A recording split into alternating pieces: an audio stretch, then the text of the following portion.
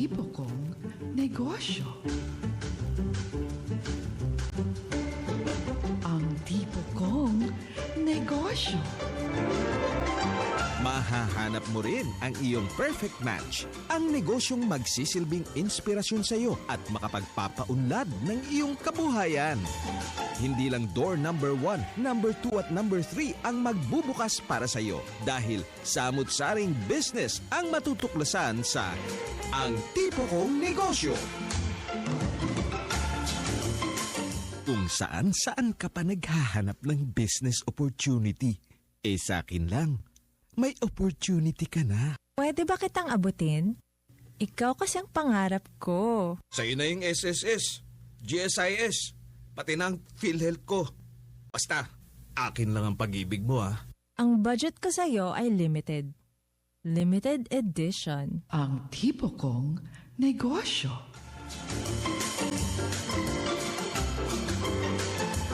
Sina Tess Ramirez at Direktor Thelma Dumpit Murillo sa Ang Tipo Kong Negosyo. Sa magandang umaga po ng Biyernes sa inyong lahat, mga kaibigan. Welcome sa edisyong ito ng Ang Tipo Kong Negosyo. Hatid sa inyo ng PBS at ng DTI. Ako po si Tess Ramirez at ang aking partner, syempre, si Director Thelma Dumpit Murillo. Director Thelma. Yes, good morning. Good morning, partner Tess. How are you this Friday? Okay naman kayo. Medyo not so okay. Ay, bakit? May konting karamdaman. Nako. Pero hindi ko nasasabihin sa'yo kung ano yun dahil medyo... itanong mo na lang kay Marela. Oo. Parang parang nararamdaman ko pareho tayo ng problema. Ganun ba? Naku, sakit-sakit. Anyway, babati muna ako sa ating mga suking taga-subaybay. Welcome po sa programang Ang Tipo Kong Negosyo. At syempre, pagka Friday, yan ang ating pang-uusapan. Marami tayong mga guest na naman, partner, di ba? Yes. Kasi alam mo, partner, naisip namin na yung Pilipinas, ang dami-daming mga natural resources niyan. Diba? Napakaswerte talaga ang bansa natin. Maswerte talaga tayo. Oo. Pero sinasabi nila, Director Thelma, iba yung nakikinabang sa ating mga natural resources Yun na nga. Mga taga-ibang bansa. Oo.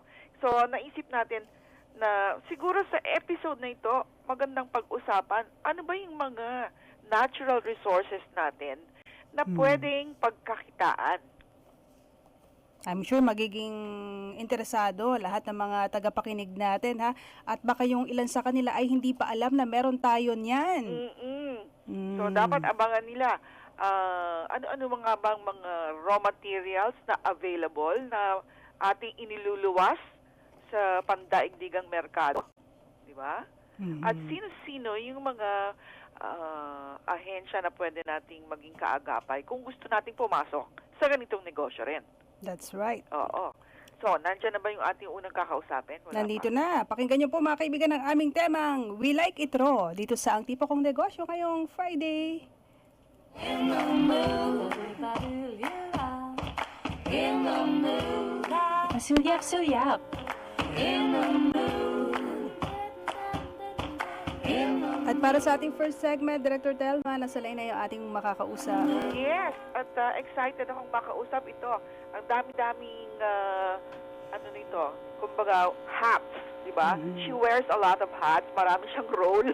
Pero sa umagang ito, kakausapin natin siya sa kanyang bilang pagiging raw material supply chain industry cluster head. Haba nun, Tawagan natin ang ating unang panauhin. Walang iba kundi si DTI Provincial Director Marcelina Alcantara. Good morning, PD Marcy. Good morning, Director Thelma at saka kay Miss Tess. Yes, morning po. opo. Salamat at pinagbigyan nyo kami ngayong umaga. Ay, oo naman. Okay. Ano ba itong raw material supply chain industry cluster ng DTI? Actually, itong cluster na to, under yung 5 natin din na kaugnay, no? Yung 5 national industry clusters natin. Yung tulad ng abaka, Yes. bamboo, coconut and cocoa coir, and rubber wood actually yon, and then wood. So 5 siya. And ang main role nitong raw material supply chain is to see to it Oo. that malink natin ito doon sa needs ng ating furniture and furniture industries para sa sustainable supply of raw materials. Kasi itong mga nandito, ito yung mga nag-e-export. And minsan ang talagang problema nila lagi ay yung Supply. raw materials na yung supply. Oo. Pero, kaya lang partner, yung PB Marcy, di ba meron na yung pinagbabawal na yung kahoy sa paggamit sa furniture? Oo nga, hindi lahat pwedeng Oo. putulin o hakutin. Actually, doon sa pakikipag-ugnayan natin sa DNR, ang pwede naman, ang kailangan lang dito, yung planted species na nakatanim sa titled land. Yun, yung sinasabi natin. Pero other than that, kung nasa natural forest, hindi na talaga siya pwede. Meron EO23 eh. Oo. So, merong kumbaga zones. Oo, merong specific. Like, katulad nun, kailangan din, it's a requirement ng DNR. Like, for example, dun sa akin sa Quezon, na ang isa sa magiging pilot area para dito sa raw material supply chain ay yung katulad ng sa Gumaca Woodcraft, they are required to maintain yung sinasabi nating nursery for seedlings. Yes. Spaces na to, and in the area, yung mga planted doon sa mga titled lands. Oo. So, ibig sabihin nun, magkaroon ng source. ibig sabihin hindi mga public or forest land. Dapat ito yung merong private owner. Yes, so titled lands ang kailangan. At yun nga, may mga species tayo na pwede lang. Like for example, yung sinasabi nating malapapaya or bunliw, yung Jumelina and other planted species na alam naman din ito ng ating mga members ng ating mga SMEs under the furniture and furniture. Sa pagkakaalam ko po, PD Marcy, maging yung mga colleges and universities po dito sa Pilipinas, makikipagtulungan sila kasi sa Philippine Coconut Authority, doon sila magsusupply ng mga pananim. Yes, oo. Not only for the coconut, but they also yung ating mga SUCs. Meron din silang project like yung sa bamboo nurseries, yung sa mga rubber. Kasi ngayon, andito nga ako sa ng rubber industry cluster. At ang isang pinag-uusapan doon ay yung source din talaga ng planting material. Naku, sayang yan. Dapat nakasama ako dyan sa makilala. So, complete yung tinitingnan natin sa lahat ng clusters, yung complete, yung ating sinasabi na value chain. So, sa akin, tinitingnan natin yung sustainability ng lahat ng ating raw materials. So, ito naman, itong nabanggit natin na 5 na to, lahat naman yan pwedeng itanim, may cultural method na pwedeng gawin dyan para masustain. So, ano yung papel ng DTI? Kasi parang this is more of the ENR concern, di ba, yung pagtatanim to ensure that steady supply. So, ang papel ng DTI dito ay? To link lang. Just to link? Lang yung, So, yun yung, to link yung supply doon sa ating mga SMEs. Okay. At ang isa dito nga, may ginagawa tayo ding directory para nga malaman natin sino-sino ba itong mga suppliers na to. Pwede nating tingnan ng ating mga SMEs na saan ba ako pwedeng kumuha ng supply ng aking raw materials kung halimbawa na sa Abacasya. So makikita natin yun doon. Meron na rin palang directory po ang DTI. Gumagawa na rin po kayo niyan. Kasi ang pagkakaalam ko, ang Department of Agriculture, meron din sila eh. So, kanya-kanyang tanggapan pala ng pamahalaan para maging mas madali yung paghahatid ng serbisyo. Po, PD Marcy? Yes, oo. Actually, ang ginagawa namin ngayon yung updating kasi dati nang meron yan na ginawa ng ating Bureau of Domestic Trade. So, ina-update lang natin kasi syempre dapat kailangan ng regular updating yan dahil minsan may wala na yung supplier na yon at merong mga bago. Siguro, ang isang magandang dito, yung ang isang project kasi, ang ating kapartner dito, yung Chamber of Furniture Industries of the Philippines, no? Ito yung mga exporters natin na may members all over the Philippines. LCFIS. Oo. And then, makadevelop tayo ng capability in producing the components. So, meron tayong sinasabi na 4 na na na areas para yung makapag-subcon na itong mga exporters natin. Like again, for example sa Quezon, kasi ito na yung aking pinapilot, i-develop natin yung capability ng mga itong cooperative ng gumaka to produce components na kailangan ng chamber. Ay, ng mga Ano members. ba, PD Marcy, yung mga kahoy na kailangan ng ating mga furniture exporters? Katulad nung yung ibang members ng CFIP o nung association, ang requirement kunyari is Gimelina, no? Gimelina talaga. Yes. Merong depende sa sa requirement ng member ng SME. So kunyari is just an example, gusto niya yung Gimelina. So to produce kunyari the components, ito bubuuin na doon na sa kanyang factory kung nasa Manila siya, nasa Pampanga or nasa Cebu. So para nga naman kasi syempre ang hirap din, may cost din yung transport, tapos pag nandiyan ka sa mga urban areas, mahal din ang ang lahat, no? Mahal ang labor, mahal Right, Oo, di ba? So, in effect, nakakapag-create tayo ng livelihood din dito sa atin sa mga regional areas. I see. Ayun. Okay. At balita ko rin, PD Marcy, nagsasagawa kayo ng mga workshop para mapaunlad yung supply natin sa raw mat po. Hello. Oo, actually nagkatatapos lang ng yung ginawa namin strategic planning para nga ma-rationalize natin ano pa talaga yung gagawin ng itong ng raw material supply chain sector para sa pangangailangan ng CFIP and other furniture makers and handicraft makers.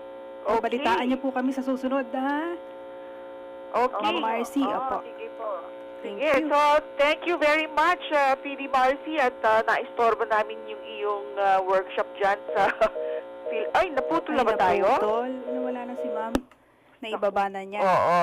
Okay, So, anyway. maganda yung ating naging discussion with PD Marcy. At least, alam na kayo ng ating mga kababayan. Ano yung, kung gusto nilang pumasok sa pagtatanim, ito yung mga kailangan ng ating mga exporters at manufacturers, di ba? That's right. Oo. Sa oras na 19 na minuto, makalipas ang alas 8 ng umaga, isunod na natin ang segmentong Para-paraan lang. at taga-BOI naman ang ating susunod na kakausapin, Ma'am Telma. Yes.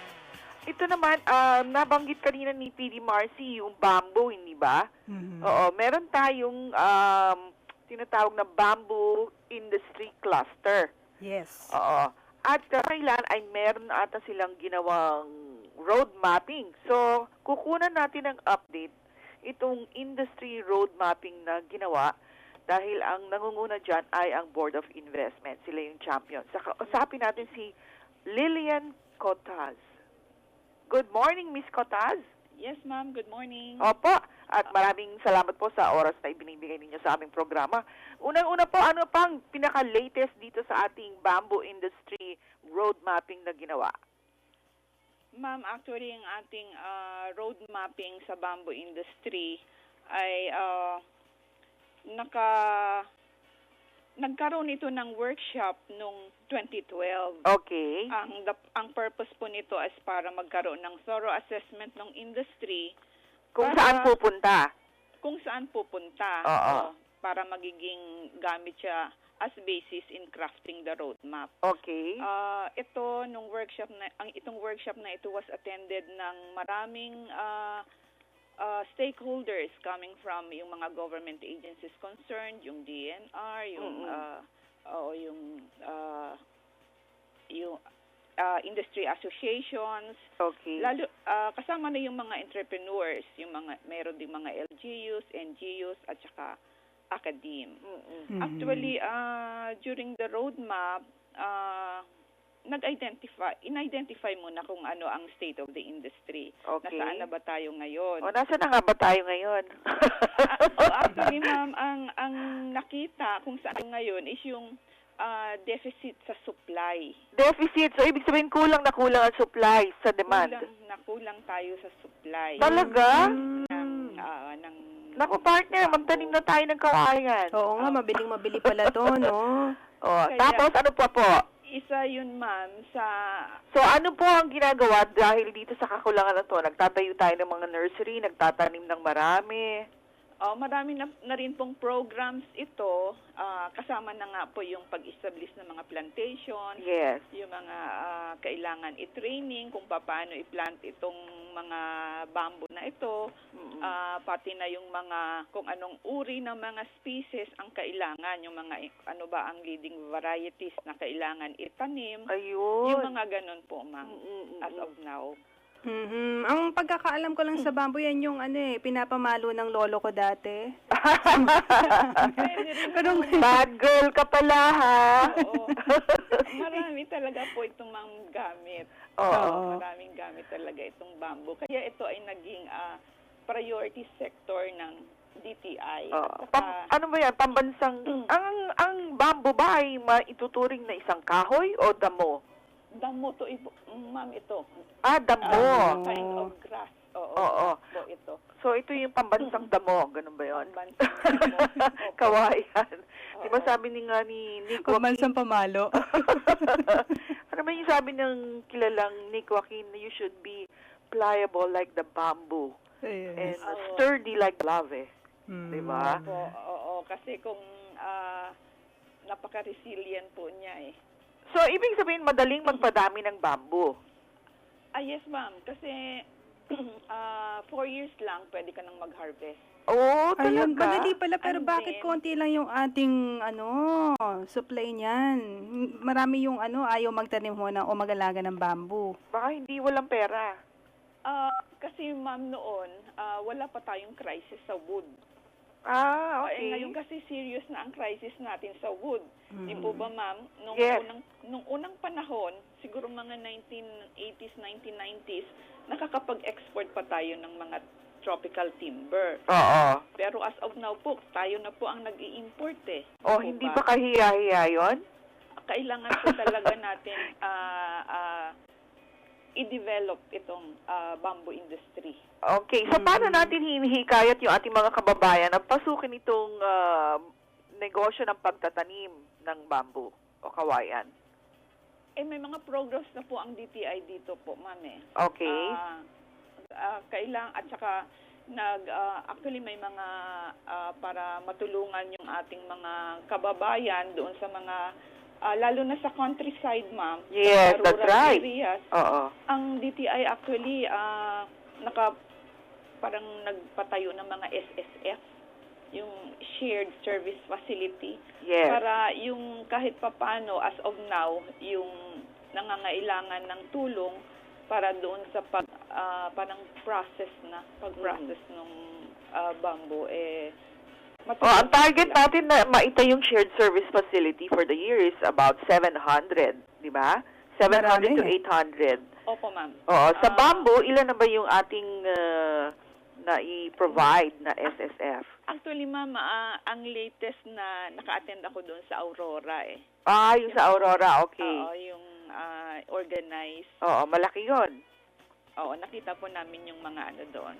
Launching pa lang po parang last month lang po yata yun. Launching pa lang. Sa pagkakaalala ko, Ma'am Telma, meron kayo binubuo na Bamboo Industry Roadmap, di ba, ang DTI? Yung ba yung mga naging paksa nyo sa workshop nyo dati? Ay, opo, ma'am.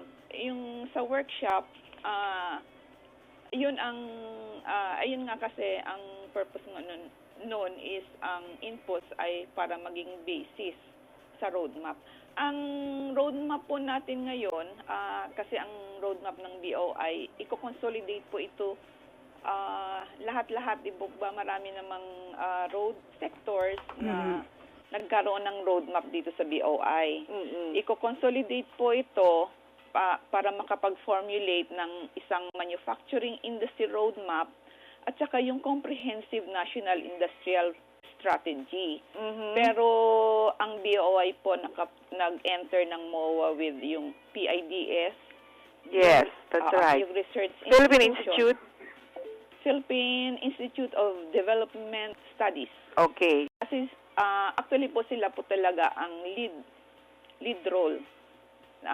Sila ang magte-take ng lead role para ma-facilitate yung formulation nitong manufacturing industry roadmap at saka yung comprehensive national industry strategy. So there will be about 25 to 30 roadmaps, hindi ba? Yung for each industry ba yon? Oo, for each industry po yun, ma'am. I see. I-consolidate po lahat yun. I Nako, magandang malaman ang tungkol sa industry road mapping about the bamboo, ha? Kaya, kausapin na natin, Director Telma. Kasama yata ni Ma'am Lilian. Yung Nasa bamboo, tabi niya. isa lang yan sa ginawa ng roadmap, yung bamboo industry. Opo, Ang ma'am. isa pang ginawa ng roadmap ay yung garments and textile industry. Opo. At ang ating champion yata dyan ay si Ivan. Opo. Si Mr. Ibibigay ko na po ito sa Ivan. kanya. Si Ivan Magadia. Magadia. Good morning, Ivan. Hello po. Yes. Yes, magandang umaga, Miss Telma. Thanks for joining us. Wala So, po. you're the... Salamat din po sa pag-imbitasyon niyo. So, ikaw ang champion pala for the garments and textile. Tama po yun. Oo. Sa garments and textiles na sector, ako po naatasan ng management na maging champion. Okay. So, ano nangyari naman sa road mapping ng garments and textile? Sa ngayon po, ay wala pa pong final na sectoral roadmap for garments and textiles. Why? Sa kasulukuyan po ay may mga hakbang po tayo para maintindihan kung nasaan po talaga ang anong estado na ng ating industriya. Nabanggit ni Ms. Lilian kanina na isa po sa mga mahalagang elemento ng roadmap ay ang pagkakaroon ng understanding kung nasaan na ba ang industriya ngayon, anong state ng industry.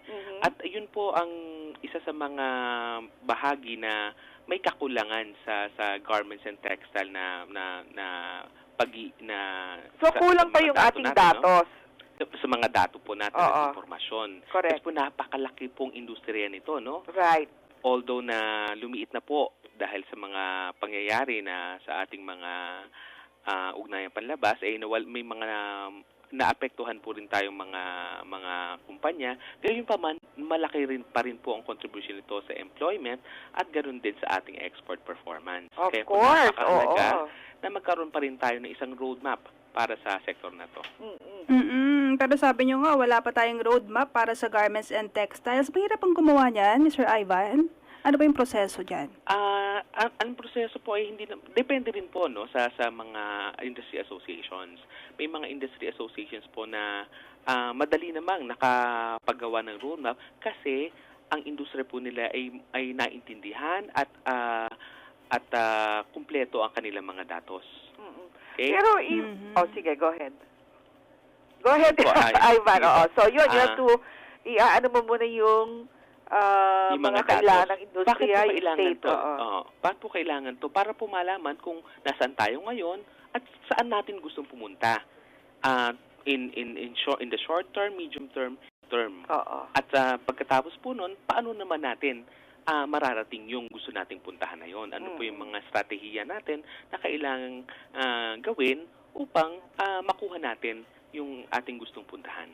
So, nasaan na tayo dyan sa kalsadang iyan? Sa daan na iyan. Opo, sa daang matuwid na to para sa ating garments and textile roadmap, no? Sa ngayon po ay meron po tayong binubuong pondo at mga proyekto para magkaroon ng industry mapping.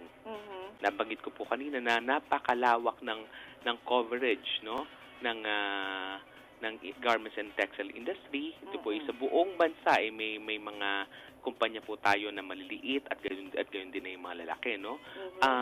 Ito po yung industry mapping ay para maintindihan natin ano ba talagang kapasidad ng ating mga garments and textile companies. Anong ginagawa nila ngayon? Anong export performance nila ngayon? Anong kailangan nila ngayon? Anong mga technology upgrading ang Pero kailangan? hindi ba, Ivan, meron na tayo niyan? Kasi nung ako yung namumuno pa dyan sa GTIDO, meron na yung tinatawag na Garments Industry Transformation Plan. So, hindi na natin na-implement yan, hindi ba? Ganun nga Ako, po ang sayang. nangyari. Oo. At bahagi po ng programang iyon, ng Garments Transformation Plan, Industry Transformation Plan, ang industry mapping. Oo, Pero right. hindi po na isa katuparan. So ngayon po ay kasi may industry road mapping na proyekto po ang Board of Investments ay kaya po nakikipagtulungan kami sa GTIDO, and that yun po yung Garments and Textiles Industry Development Office, na maisakatuparan na ang mga proyekto to kasi ito yung mga preliminary steps for us to take in order to come up with a comprehensive roadmap po. Ako, masalimuot ito, partner. Oo, at saka Ma'am Telma, di ba sabi ni Mr. Ivan, importante ang roadmap para malaman ang gusto o nais tahakit.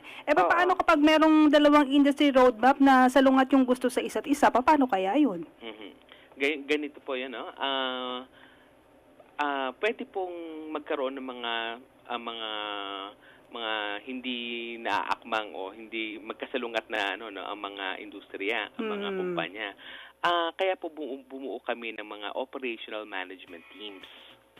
Okay, sa bawat sektor po na may roadmap o may ginagawang roadmap, meron pong operational management teams. Ito po ay pinamumunuan nga ng sectoral champions at may mga kabilang na mga miyembro mula sa mga ibang unit po sa DTI at mga ibang ahensya ng gobyerno para po maintindihan, ma-evaluate ang roadmaps at mga strategy na to at para po malinis din ang mga strategies at gayon din may mga consultations pong nagaganap. Ako, isa lang ang tanong ko, last na. Sige po. Ano ba talaga ang pumipigil para magtuloy-tuloy na itong road mapping na ito at ma-revive, mabuhay uli yung industriya ng garment? Oo, at para mapag-isa na yan. Apo. Sa ngayon po, sa tingin ko po, wala namang pumipigil. Ang industriya po ay tumutulong din naman sa BOI at sa GTIDO upang maggawin na to. Ang pumipigil po ngayon ay wala pa po tayong masusing pag-aaral kung nasaan na talaga ang industriya. Hanggang ngayon? Kasi nga po sa lawak ng industriya, no? Alam nyo, Ms. Telma, hindi lang naman yung malalaking mga players o kumpanya ang kailangan nating maintindihan. Alam po natin kung nasaan na sila at may mga plano po sila. Pero sa laki po ng industriya, yung mga maliliit na kumpanya ay kailangan din natin malaman ang kanilang kapasidad upang masama naman sila. Kaya po ang sinasabi ko kanina, isang komprehensibong roadmap po ang ating kailangan. Okay, so sana matapos na yan, Ivan, kasi talaga namang nangangailangan ng direksyon yung ating industriya. Okay, kaya po kailangan din namin ng tulong nyo para po sa advocacy na to. Opo. Anytime. We're just here. Hindi ba, partner Tess? Correct. Okay.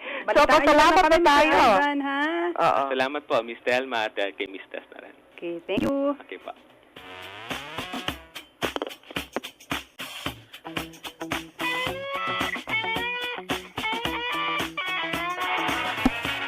Okay, maraming salamat kay Ivan Magadi mula sa Bureau of Investments pa rin, kasama ni Ma'am Lilian Cotas, ating nakausap earlier. At magbabalik pa po ang tipo kong negosyo. Sandali lang po. Hello mga kaibigan, ito si Janaya Dumantay, isang mabuting mag-aaral ng Lyceum of the Philippines University. Kayo ba ay masugid na tagapakinig ng DZRB Radyo ng Bayan, 738 kHz sa inyong radyo? Aba, kung hindi pa, kung ako sa inyo, aaraw-arawin ko na ang pakikinig dito. Dahil nararapat lamang na lagi kayong updated sa balita. Suwabeng-suwabe pa dito. Lilipat ka pa ba? Radyo ng Bayan na. Dito, laging konektado ka. Hello sa inyo mga kaberks, kapuso at kapamilya. Ito po si Svetlana Lizalti Garcia, mag-aaral ng pamantasan ng lungsod ng Marikina. Kumpletong impormasyon at balita ba ang hanap nyo? Halina't makinig at pakinggan ang pinakamagagaling na tagapag-ulat ng PBS, Radyo ng Bayan 738 kHz, konektado ka. Hindi lang galing at tagapag-ulat ang hahangaan at susubaybayan nyo. Siguradong pati ang balitang kumpleto na ihahatid nila para sa inyo. Ano pang hinihintay nyo? Makikonektado na din kayo. Kung saan ka pa naghahanap ng business opportunity, sa akin lang, may opportunity ka na. Pwede ba kitang abutin? Ikaw kasi ang pangako. Sa'yo na yung SSS, GSIS, pati na ang PhilHealth ko. Basta, akin lang ang pag-ibig mo Ang budget ko sa'yo ay limited. Limited edition. Ang tipo kong negosyo. Sina Direktor Thelma Dumpit Murillo at Tess Ramirez sa Ang Tipo Kong Negosyo. Akin ka na lang. Shabam, shabam. Ya-la-la-la-la-la-la-la. Shabam, shabam. Ya-la-la-la-la-la-la. Shabam, shabam. Ya-la-la-la-la-la-la. Shabam, shabam. We're back para naman sa segmentong ito. Director Thelma, nako, ang ating mga listeners dito sa Radyo ng Bayan ay mapapakinggan din ang ating palatuntunan sa aming kapatid na himpilan. Yan po ang DWBR-FM 104.3 megahertz. Yan, Business Radio. Right. Oo. At bago natin puntahan yung isa pa nating panauhin partner, nais ko lang batiin yung mga project management team ng IFEX sa kanilang na matagumpay na paggaganap dyan sa IFEX Philippines 2013. Okay. Oo, very successful yung event. Congratulations sa lahat ng mga organizers. Oo, yung project director nila si Ading Lea Pulido Ocampo. So congratulations. At syempre sa lahat ng staff, kung wala sila, ay wala ang IFEX. Tama. Okay, so let's go. Isa pang industry cluster nga ba ito? Ang tawag dito. O isa pa sa ating mga raw material na lang. Yung abaka. Yan, marami tayong iniluluwas na abaka. Alam mo ba, partner? Hello, ma'am. Yes, magandang umaga po. Batiin natin si Miss Catalina De Juan, Marketing Officer ng HAPCO. Good morning, Ma'am Catalina. How are you? Mabuti, ma'am. Saka magandang umaga din po. Ayun. Medyo mahina yung dating ni Ma'am Catalina. Oo, medyo mahina Tsaka may parang humming sound. Oo nga. Malinaw ba ang dating namin sa'yo, Kata? Medyo malabo nga po, ma'am. Medyo malabo. Okay, subukan natin tawagan ulit, please. So, habang inaantabayan na natin, Director Thelma, meron ba kayong gustong i-announce sa ating mga listeners? Di ba, partner, recently nasa Aklan ako? Kumusta ang Aklan ngayon? Itong HAMCO, ito yung sa isa sa mga organisasyon na binigyan ng equipment kasi nga ang kanilang pinagkakakitaan doon ay yung weaving ng abaka. Mm-hmm. So sila yung maswerteng nabigyan ng isang shared service facility. Swerte nga naman. Sa dinami-dami ng mga lalawigan, Aklan pa ang napili. Hindi naman, depende kung ano yung industriya mo tsaka pangangailangan. At saka sa bilis ng iyong PD. Wala sa palakasan yan, Ma'am Thelma, At saka sa bilis ng iyong provincial director na mag-submit ng proposal. Ayan, okay na yung line ni Ma'am Catalina. Oo. Okay, Ma'am Kata. Yes, ma'am. Opo. Ganun so, pa rin. noong kailan lamang, hindi ba, nandyan kami, nagbigay ng equipment sa HAMCO. Kamusta na po? Nagagamit na po ba? Sa ngayon po, ma'am, on the bidding pa rin po. Ano po? Nasa bidding pa po, ma'am. Nasa process pa lang po. Oh! Nagbibidding pa lang. Dinonate sa inyo noon yung equipment. Nasaan na yun? Ay, equipment. Pero yung equipment na nakita niyo noon, nandito po sa HAMCO. Okay. So, nagagamit na ba yun? Ayos, ma'am. Ginagamit nung ito nag-stay in sa HAMCO. Okay, very good. So, Ma'am Kata, itong ating shared service facility o equipment, ito ay gaano ang maidadagdag nito sa volume ng inyong produksyon? Kasi po malaki po ang maitulong nito para sa capacity ng aming production. Kasi po magdaragdag kami ng additional na weaver. Ayun. Kailangan, yes ma'am, na kailangan mapadami pa ang aming production. Aha. Okay. So, kasalukuyan partner test, yung ano nila, members nila, 385 ba, if I'm not mistaken? Yes ma'am, 385. Oo. So, yan, iba-iba. Merong weaver dyan, merong warper, nutter, stripper. Diba? Opo ma'am, may embroiderer pa nga po. Embroiderer, oo. So, 385. At partner, may mga pamilya itong 385 na ito. Oo, marami silang pinapakain. Correct. Siguro malaking tulong ng inyong cooperative po sa kanila. Gaano kalaki ho ba yung production capacity ng Hamco, ma'am? Ngayon po ma'am, i-specific ko na lang, pwede pong i-specific ko yung mga product na ginagawa namin sa ngayon.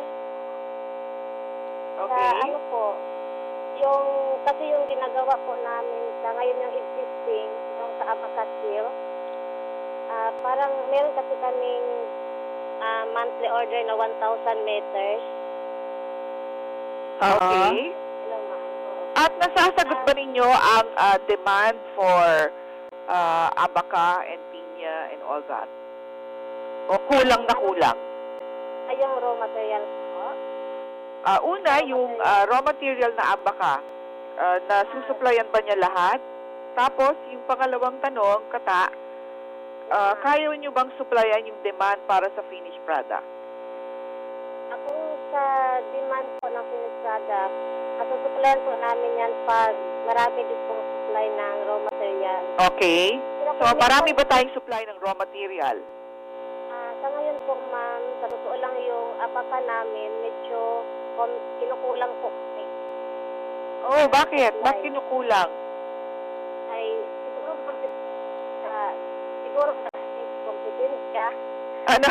At marami rin nangangailangan ng abaca at saka yung siguro yung susupply sa amin, sa kanila siguro yung problema. Okay.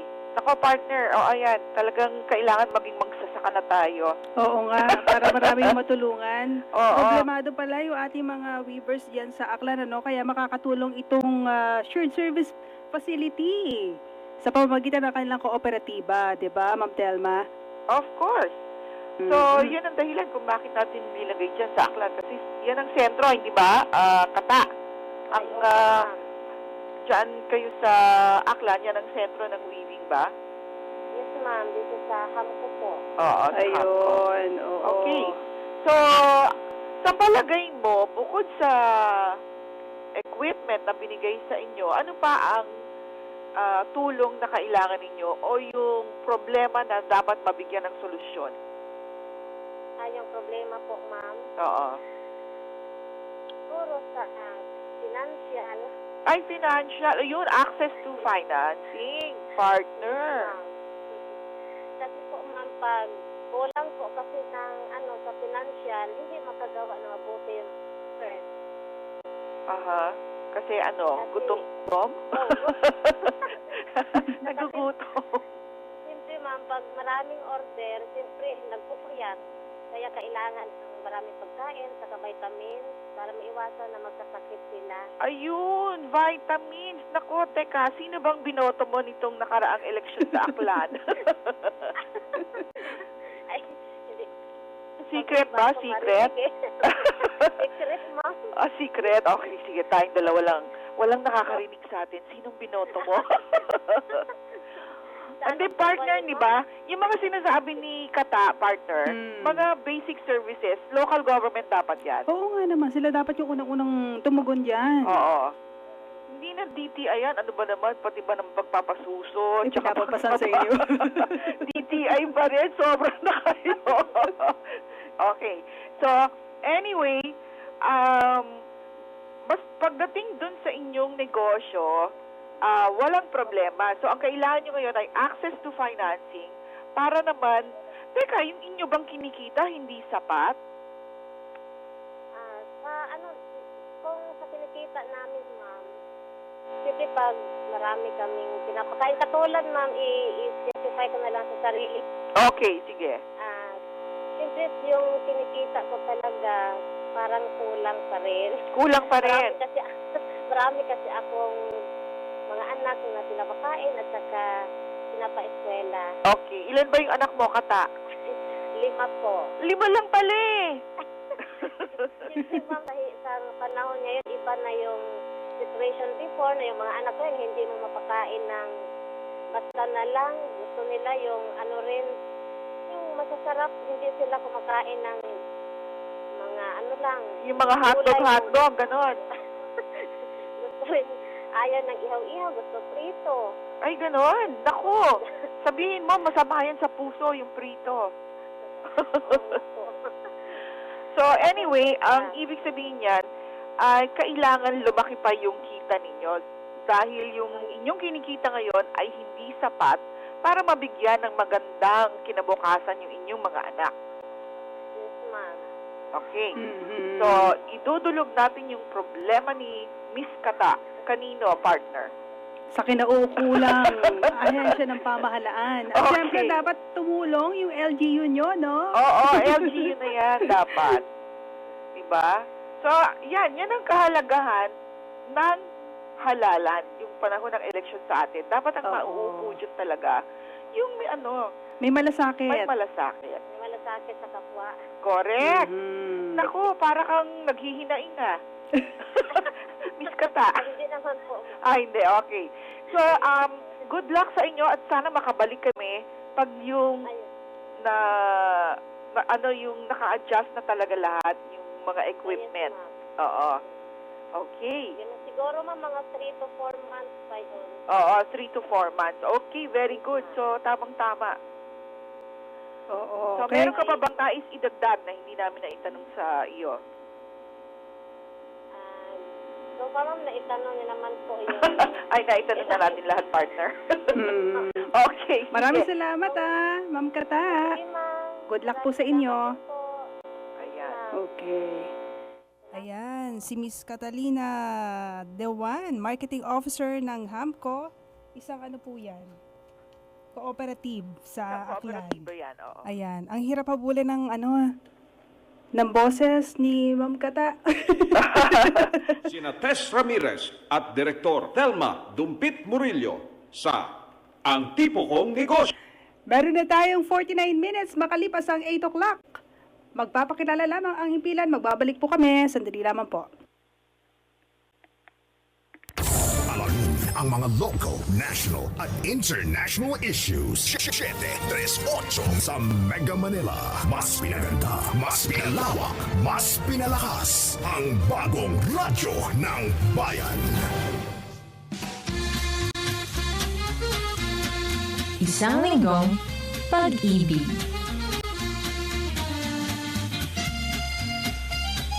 Ayan, ang cute naman ng pangalan ng segmentong ito, Ma'am Telma. Isang linggong pag-ibig. Lagi kong kinakanta yan pagkapanood ng kampanya, alam mo ba? At gustong-gusto nila. Okay. So, isang linggong pag-ibig. Bakit ba isang linggong pag-ibig? Kasi bakit nga ba, Marela? Current affairs daw. Foreign affairs. Okay. Oo, Anyway, current nasa affairs. linya naman natin yung susunod na panahon. Andito na siya. Okay, tamang-tama. Buti naman at napagbigyan tayo dahil kararating lang ata nito at galing sa ibang bansa. Aba. Oo. Alam mo, partner, pinag-usapan natin yung abaka kanina, no? Pero isa lamang yan sa mga indigenous fibers ng Pilipinas. Mm-hmm. Meron pa dyan yung pinya, saluyot, magay, marami. at kung ano-ano pa. At dahil nga ito'y pinagkakaguluhan abroad, naisip natin na dalhin natin ito sa Rome. Sa Rome? Sa Rome. Let's go to Rome. Philippine Fiber goes to Rome. Nakarating na ng Italia. Oo, yan ang programa na inorganisa o yung trade exhibition and fashion show na inorganisa ng NFID. So ano ba yung NFID? Yan, malalaman natin mula sa ating panauhin. Mm-hmm. Let's talk to the Executive Director of the European Network of Filipino Diaspora and also who happens to be the wife of our Philippine ambassador to Rome, Mrs. Marie Reyes. Good morning, ma'am. Hi, good morning. Yes, thank you for taking our call. Okay, welcome. Okay. Sa October po, meron tayong project na tinatawag nating Fiber Philippine Goes to Rome. Did I pronounce that correctly? Yeah, Fibre Filipine, actually, which means Philippine Fiber Go to Rome. Okay. Yeah. Fibre Filipine. Partner, Italian. Italian. Exactly. Okay, ma'am. How did you go about conceptualizing this show? Itong show na to is kasi ang pinya at saka ang mga Philippine fabric, pagka mga Filipinos nagsasama-sama, nagsasalo-salo, miski na sa ibang bayan, may binyag, may kasalan, merong basta special occasion, Philippine Independence, lahat sila nakabarong Tagalog o nakasaya, which is made of pinya, either pinya or abaka or Philippine fiber, basta Philippine fabric. Yes. So we thought, we, meaning to say yung organization that I'm connected with, that we should start to bring out this fabric to the consciousness of the host country society, para malaman nila na maraming gamit ang mga pinya, these fabrics. And so we decided that in order to raise the consciousness ng mga people abroad, people overseas who are hosting our overseas Filipinos, that we would get the Fibre Filipine recognized. So, ang napili niyo pong dalhin sa Rome, Ma'am Marie, is yung ating abaka, pinya, ano pa po yung iba? Banana. At syempre, baka maitanong ng ating mga listeners, ibang bansa yan. Meron ba tayong enough budget for that? Yung mga participants po, mula sa Pilipinas. Everything, we have the support ng Philippine Embassy, of course, but the funding is coming from mga sponsors. Right now, the sponsors that we were able to get ang Robinson's Land Corporation. Meron kasi silang presence sa Italy because they're trying to encourage yung mga Filipinos overseas to invest in properties here in the Philippines. Para meron silang mauuwian pagka nag-decide silang bumalik. That's right. So, right now, where are we in the phase of planning? Nakapili na po ba tayo ng designers? Who are these designers? Yeah, at exhibitors, sino po ito? Yeah, we have the 4 exhibitors. Right now, it's at the top of my head, hindi ko lang ma-enumerate lahat. But the designers that we have are 4, no? We have si Patis Tesoro, the one who is known for mga Filipiniana. Yes, that's right. And then si Rene Salud. And si Rene Salud is very much into parang modern, alta moda. You know, parang mga ready-to-wear din naman. But then high fashion. Yes, Manila wears. Yes. And then si Anthony Legarda. Yes. Siya ang gumagana ng abaka sa kanyang mga fashion. And mga ready-to-wear din to. And then si Dita Sandy Coong. Yes. Siya. So, mga designers yan, partner, na talagang ang pinopromote nila at itinutulak yung paggamit ng Philippine Tropical Fiber. Yes, nakagawa na sila ng pangalan sa larangan na yan. Kaya that's right. malaki yung magagawa sa atin. So when is this preparation, ma'am? Opo. When is this again? And please invite our listeners. This is going to be in October 17 yung fashion show. And then yung aming exhibit ng mga fabrics will be on the 18, 19, 20 October. At saan po gaganapin? Sa Roma, yung place ng pag-exhibit, pag-display ng mga gamit, not only mga fabric, pati mga accessories that comes along with the mga clothing, binigay sa amin ng libre ng City of Rome. Swerte. It's in a place called Aranchera. Yes, Then, that's right. Actually, meron na ako ditong mga pangalan ng mga possible mga exhibitors who actually came to a meeting last week sa DTI, the Department of Tourism. Department of Trade po. I'm sorry, Department of Trade. Yes. And that we had a short press conference with them. That's right. So, we wish you all the luck. By the way, sino po ba yung iba pang ahensya ng gobyerno na kaagapan natin dito bukod sa DFA, DTI? Yeah. DA po ba? PIDA? I'm sorry, that's right. Ang PIDA, the Kasama Public sila dyan, oo. Industry Development Authority is very much behind this project, and they're practically the ones na magbibigay sa amin ng mga sample ng different materials ng mga pinya and abaca. That's right. Coming from the different weavers. Ang mga weavers who are coming as far lang as Catanduanes, Cotabato. Meron sa Cotabato, meron sa Surigao nga ba? Basta southern pa, Jensan. That's right. That's right. At ito pong mga dadalhin ay ibebenta po ba ito o maiiwan na sa embassy or iuuwi uli? Yeah. Since it's a cultural exhibit, what will happen is parang order taking. Okay. No? And the samples will be either if the exhibitors gusto nilang iwan so that it can go to another exhibit. Oh, by the way, ang isa pang sponsor is the Philippine Post Office. Okay. Kasi sila ang magdadala ng mga things.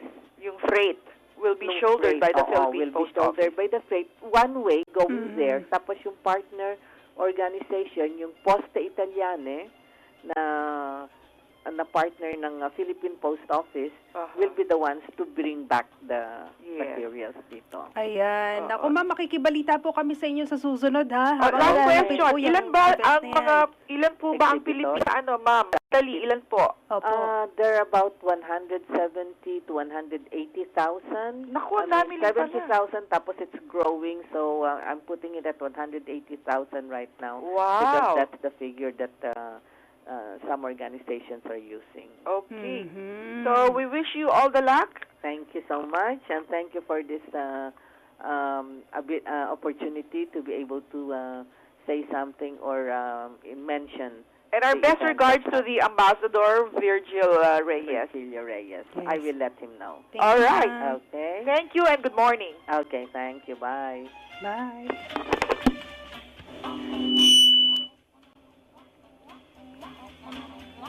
Ayan si Ma'am Marie Reyes, Executive Director ng European Network of Filipino Diaspora. Ma'am Telma, nako, paalam na tayo. Paalam na tayo, naubusan na naman tayo ng panahon at jump pack kasi.